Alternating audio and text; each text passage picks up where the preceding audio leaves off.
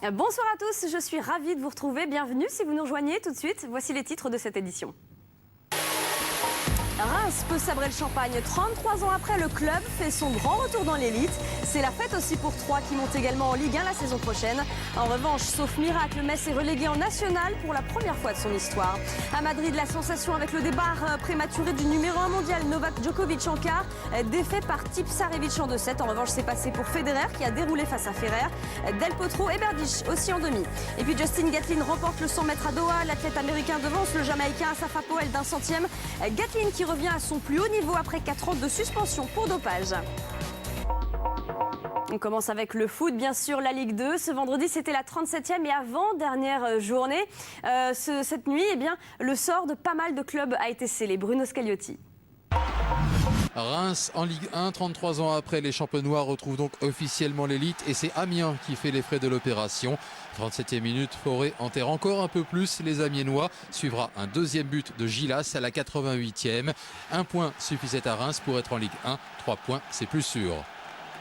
Pour Troyes, en revanche, la victoire était impérative pour barrer la route de Clermont à la montée en Ligue 1. Les Troyens battent les Monégasques grâce à un but de Marcos à la 20e minute. Obadi confirme à la 57e minute. Troyes n'aura donc pas besoin d'attendre la dernière journée pour être fixé sur son sort.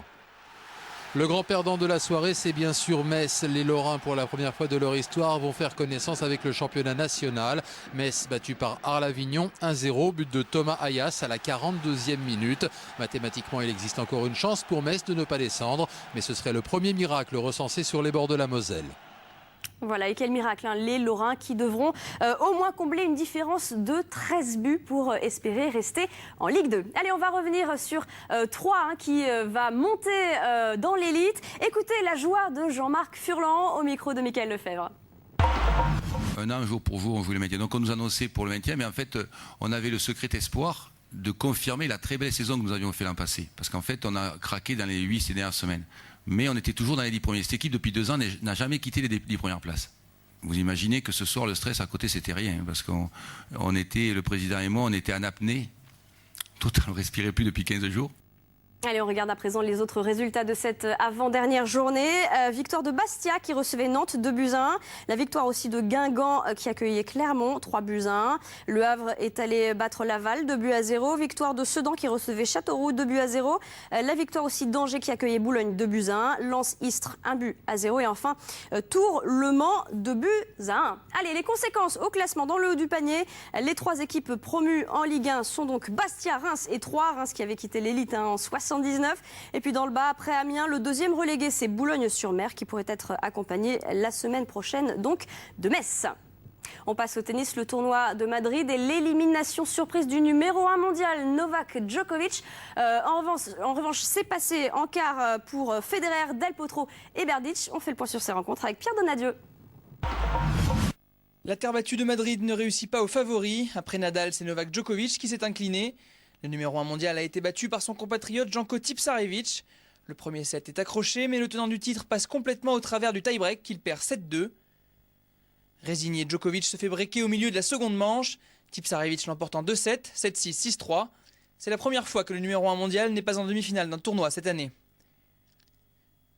En demi-finale, il affrontera Roger Federer. Le Suisse s'est défait de David Ferrer en 2-7, 6-4, 6-4. Plombé par une mauvaise entame de match où il se fait breaker très vite, l'Espagnol n'a jamais pu remonter son handicap. Sous les yeux de Cristiano Ronaldo, Federer se qualifie tranquillement pour le dernier carré où il sera le seul membre du top 5. Il pourrait remporter dimanche son 20e Masters.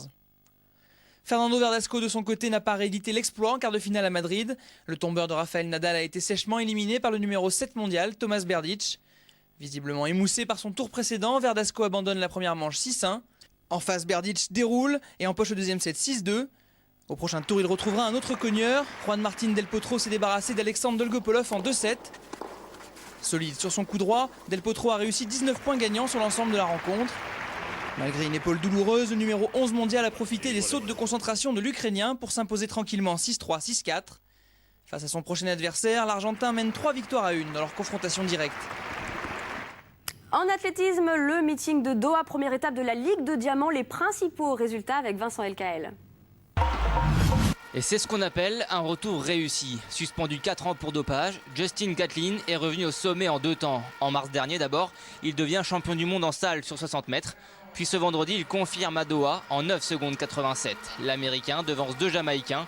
Asafa Powell finit à 1 centième alors que Leron Clark court en 9,99. Derrière, le Français et champion d'Europe junior, Jimmy Vico, termine 8e en 10,28. Une déception qui contraste avec la perf de Vanessa Boslac. La perchiste française franchit 4,50 m dès le premier essai et réalise les minima pour les Jeux Olympiques. Elle fait partie des favorites au prochain JO justement. Allyson Felix conserve son invincibilité en Diamond League. Invaincue en 8 participations, la spécialiste du 200 et 400 mètres s'offre le 100 mètres aux dépens de Veronica Campbell et de Shelly-Ann Fraser. Sur 800 mètres, 2 Kenyans ont signé 2 meilleures performances de l'année. Pamela Gelimo chez les femmes avec un temps d'1 minute 56,94 et David Rudisha chez les hommes en 1,43,10. Dernière performance de la soirée, le meilleur chrono de l'année pour Silas Kiplagat sur 1500 mètres. 3 minutes 29,63. Depuis presque 2 ans, personne n'était descendu sous les 3 minutes 30. Signe que les JO ne sont plus très loin. L'Olympiakos face au CSKA Moscou en finale de l'Euroleague de basket. L'Olympiakos vainqueur surprise face à Barcelone, titré en 2010 et meilleure défense de la compétition. Victoire 68-64. L'Olympiakos qui a pu compter notamment sur Vassilis Spanoulis, meilleur marqueur du match avec 21 points au total. Et puis de son côté, Moscou victorieux face au tenant du titre, le Panathinaïkos 66-64. Moscou qui s'est quand même fait peur mais aura su maintenir la cadence imposée par les Grecs grâce à son jeu collectif. Kirilenko excellent, hauteur de 17 points, 15 points pour Théo Sodic. C'est la fin de cette édition, passez une excellente soirée, ne bougez pas, l'info continue sur l'Équipe TV.